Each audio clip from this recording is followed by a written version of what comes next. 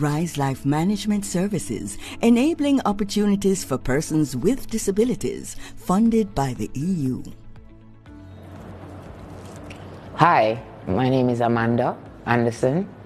This is my sign name. I'm deaf. So I have an experience to share with you. I went to a hearing private high school. At the time, I was really excited to go to the school. I was so excited. But my first day in the classroom, it was a small classroom, similar to the deaf schools. But there was no interpreter. I thought an interpreter would be readily available, but there was none. They said that I had to pay for myself, so my parents had to pay for that. And the school fee was very expensive. So I had to pay the school fee, and then the cost of the interpreter was about 10 times the amount of the school fee for the semester. It was a sad experience. I was the only one who was deaf and who could sign at that institution. And of course, they insulted me a lot. They kept asking how, why.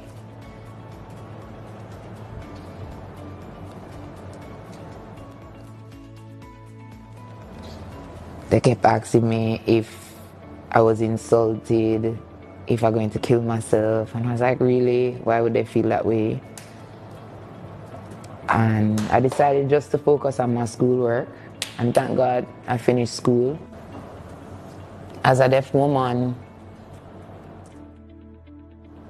I was a part of a gender-based violence project. And when that was established, I was really excited. A high percentage of deaf women do face domestic violence.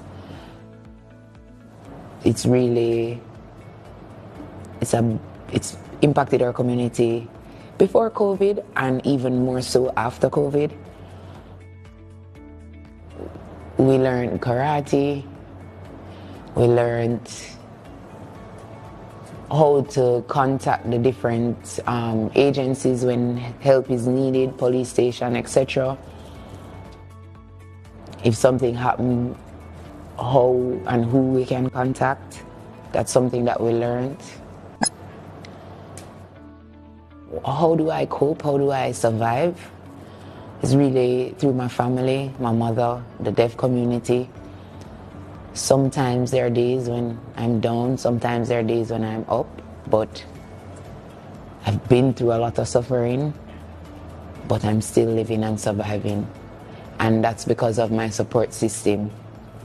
I get a lot of support from deaf community and family. Normally, as a deaf woman or as a deaf person, you go to the police station and you try to report it. There's no communication access. There's no interpreter. And if I need an interpreter, I have to pay for that interpreter. Sometimes the police gives a little attitude. Sometimes they take advantage of the situation. Sometimes they reject you. So it just doesn't make sense to report.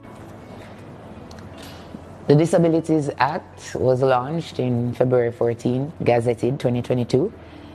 We're happy about it. We know it's not perfect. We know that it's still a work in progress.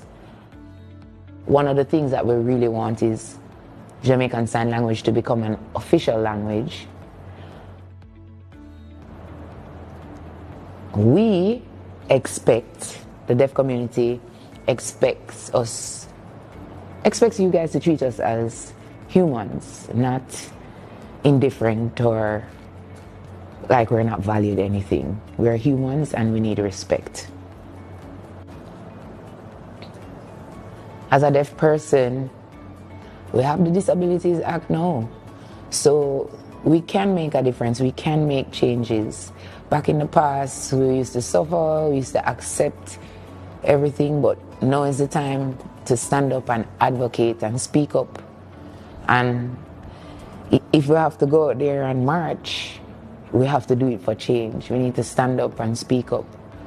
Whatever experiences you're having that you need to speak about, you need to speak about it so that they'll recognize us. Deaf people, we can do anything. Together, we're unstoppable.